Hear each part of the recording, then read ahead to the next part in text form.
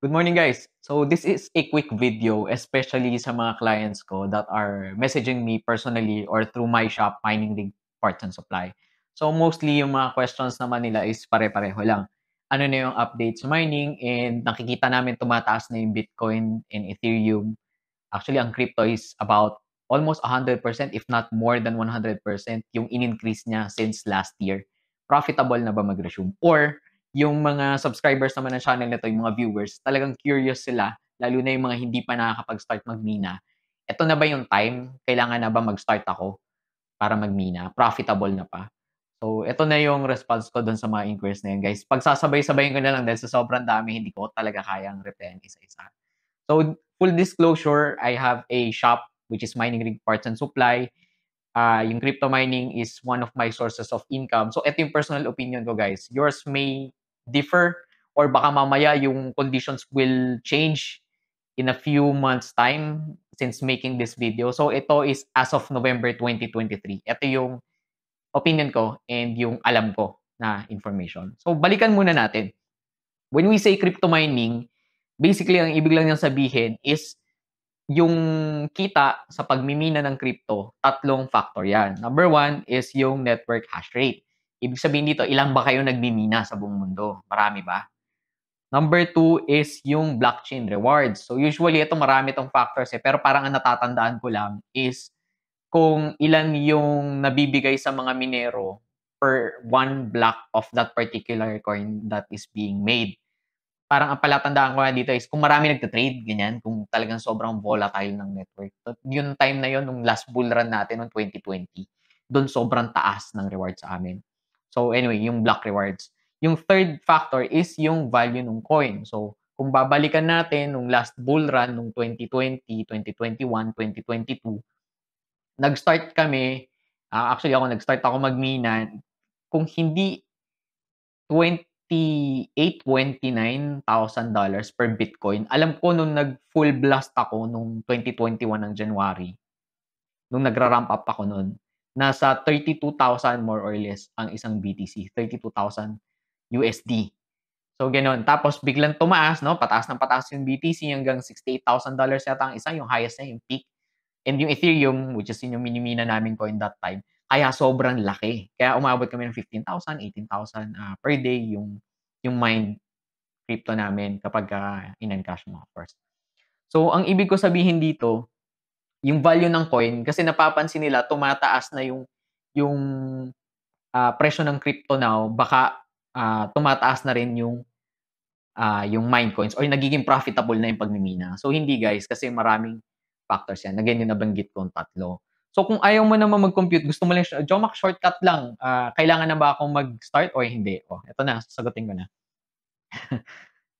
Every 100 pesos ng power mo, nag-base ako of course sa Meralco, which is yung line ko commercial dito sa Manila, which is nasa 13 pesos per kilowatt hour. Kinompute ko to is, I think, less than 2 weeks ago, itong prediction ko na to.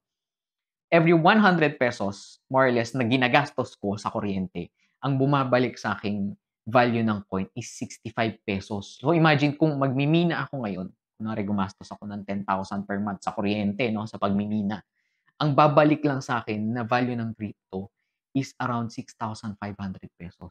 Not only that, kailangan mo yung infrastructure, di ba? Yung paglalagyan mo, yung linya mo, yung equipment mo, ganyan. So, yun yung laki ng losses mo pag magsa-start ka na. So, basically, a typical 3070 card is around 25 pesos per day lang, assuming free ang kuryente. So, kung wala kang, of course, kung yung mga nagtatanong sa atin, no, of course, kung wala kang cost ng kuryente, then I don't see any reason kung bakit hindi ka start magmina right now. So, kung meron ka mang agreement sa company mo, kung saan ka nagsustay, or mamaya naka-solar ka or naka-renewable energy ka or sobrang baba ng electricity cost mo, then yun yung kailangan mo lang tandaan. Number one, per 100 pesos or per 10 pesos na you spend on energy, 65%, 6.5 pesos lang yung babalik sa'yo. So, kung free nga yung kuryente mo, wala kang expenditure. Yung initial na equipment mo lang. So, eto na tayo. Pupunta na tayo sa initial equipment. So, for me, of course, when you order sa shop ko or shop natin, pabor sa akin yun. Pero at the same time, I think it is disingenuous for me na mag-recommend na magmina kahit baguhan pa, kahit hindi pa sobrang profitable ngayon. So generally, I tell people, wait ka muna until mag-Bitcoin halving and let's see if magbo-bull run na ulit. So that is for a separate video, guys. Siguro i-shoot ko rin right now. Ganito rin yung simpleng ano na lang, diretsang sagutan na lang. I-discuss ko doon yung 3 to 4 signs na malapit ng mag-bull run, which is tingin ko malapit na. In less than 1 year or maybe half a year, bull run na. So kung gusto mo lang ng preview dun sa video na yun, yun yung statement ko. Ang tingin ko is less than 6 months, bull run na tayo. So going back, assuming free yung kuryente mo, bakit ko sinasuggest na mag-start ka na kung free yung kuryente mo? Ito yung mga reasons.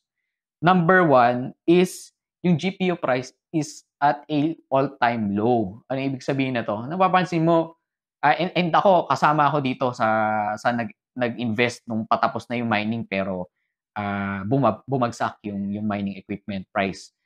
Ang typical 3070 nung time na yon, non-LHR, is around 60,000 pesos. And right now, may mga nakikita ako, talaga nagmamadali, mga motivated sellers natin, that are selling it for only 10,000 pesos, 12,000 pesos. Can you imagine, guys, yung ganung value ng card? Jomac, luma na yan, ganyan. Magpapalit na rin yan. No. Hindi guys, hindi ganun yun. Hindi porket luma yung graphics card, hindi na siya valuable sa next bull run. Napakalaking mistake niyan, lalo na sa mga bagong magmimina or yung mga magsa-start pa lang. Hindi porket lumang card, pangit yan for crypto mining. Medyo mas more complicated than that. Pero it's more of kung anong coin yung namimina and kung gaano ka-efficient sa kuryente yung card. Yun ang batayan kung profitable ba siya or hindi. Kaya naalala nyo nung last bull run, kahit yung 1660 Supers, even the RX 580, 8GB, 30,000 pesos ang isa. Ngayon, mabibili mo for 3,500, 4,000 pesos sa mga Facebook groups natin. So, yun yung ibig sabihin. Again, GPU is at a all-time low. So, kung bibili ka ngayon, kunwari bibili ka ngayon, 12,000, isang 3070. Tapos, gagamitin mo, hindi ko alam, pang gaming mo or pang mining mo, tapos antay mo mag-bull run ulit. Chances are, yung bentahe mo nung 3070 mo, mas mahal kaysa yung pagkakabili mo ngayon. So, yun yung isang reason kung ba't sa tingin ko, kung free naman electricity mo, pwede ka na mag-start. Ang second reason ko dito is yung system unit. Ang cheap right now. You know, the power supplies, the motherboards, the processors, the risers, lahat ng equipment across the board, bumagsak yung price. And actually, isa nga ako sa nalugi doon dahil nag-stock pa rin ako para sa, not only for personal consumption, pero pang-replace din sa maintenance pag may maintenance with clients. Talagang bumaba yung pricing ng mga equipment. So, isa pa yun. So, mura na equipment, mura pa yung GPU. And then, yung last na reason ko why I recommend you can start already is yung mined coins. Again, ang perception kasi natin, hindi profitable ang mining kasi hindi siya profitable right now. So, meron sa atin, and actually marami sa atin na ganun mag-isip. Yung short term lang iniisip natin. and that's true, lalo na kung talagang million ang gagastusin mo sa crypto mining. Malaki nga naman yung kakainin mong losses kung matagal pa yung bull run. Pero ang ibig ko kasi sabihin, when I'm telling you guys to start or suggesting na kung maganda naman pala yung conditions mo, why not start? Kasi mag-start ka muna, maliit lang. Maliit lang naman, trial pa lang, di ba? Anong malulugi mo? GPU? Yung system unit? Most likely, hindi. Number 1. Number 2, whatever coin you're mining right now is mag-a-appreciate siya sa next run, di ba? Mag-a-appreciate siya. So, kung ang tinitignan mo is mining up to the next bull run, yun, I would suggest you start small muna. Start small lang. Hindi mo kailangan gumastos ng, siguro nga, baka hindi ka kailangan gumastos ng 50K. Unlike before, yung bull run, talagang kailangan mong maglabas talaga ng pera kasi nahabol mo yung ROI, yung bilis ng ROI nun. Pabilisan ng time na yun. So, yun yung masuggest ko. And, ano pa ba? Yun, yung last na gusto ko sabihin, guys, is may time kasi na even if you rewind a few months back or maybe a year sa mga videos, di ko alam kailan ako usually nag-update, pero madalang lang kasi bear market. Pero for potential clients, a lot of them, I advise na wag silang tumuloy, lalo na nung natapos yung pagmimina ng Ethereum. Kasi ang sabi ko noon, tapos na yung Ethereum, Tapos ang second is ang daming katulad ko na miners na marami pa ring equipments, mina-mine namin yung alternative coins, bumabagsak yung profit. Tapos ang isa pang, um, ang isa pang sinabi ko nun is ano ba 'yan? Ayun, sa sobrang baba ng Bitcoin last year, $17,000, $16,000. Ang sabi ko sa kanila, bilhin niyo na lang yung crypto. So, so anong sina-suggest mo? Bilhin ko na lang ba yung crypto ngayon kaysa minahin ko? So, honestly, right now, I don't know. Kasi hindi ko alam kung gaano kalaki yung jump niya pagka nag-bull run ulit or gaano ka-profitable yung mining. Pero nung time na yon, honestly, ang ina-advise ko talaga, wag sila mag-start. Bilhin nila yung coins and hopefully maraming nakinig sa akin nun or if you're watching this tapos isa ka sa mga nag-inquire and sinabi ko na bumili ka na lang ng coin, sana bumili ka kasi up ka ng more than 100% right now. More or less, 100% kung binili mo na lang diretso yung coin. And a lot of people did. Yung iba bumili lang 5,000, 30,000. Pero I've seen clients buy around 300,000 doon sa advice. Siyempre, hindi naman ako lang yung reason bakit nila binili yun. Pero yun yung sinabi ko sa kanila. Instead na magbuo ka ngayon, magbili ka muna.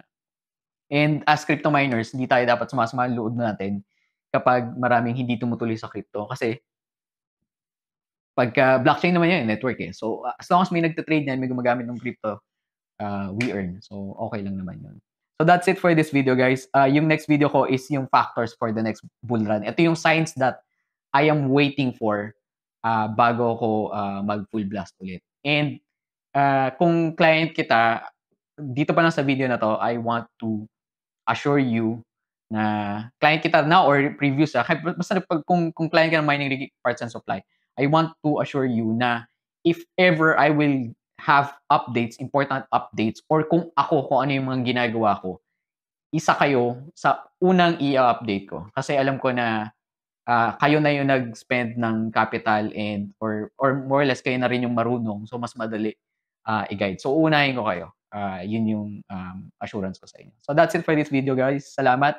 I'll see you on the next one.